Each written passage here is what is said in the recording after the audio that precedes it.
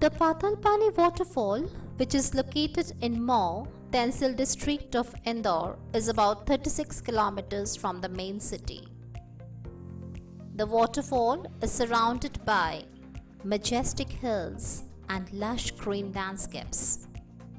The waterfall is about 300 feet high, and the depth of the pond that forms at the bottom of the fall is unknown.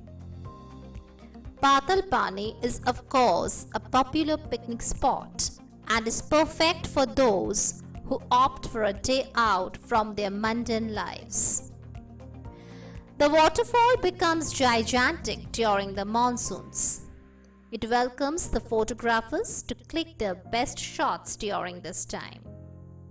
If one wishes to go by train, there is opportunity for them to enjoy the trip by the heritage train, which departs from Mhow in the morning hours.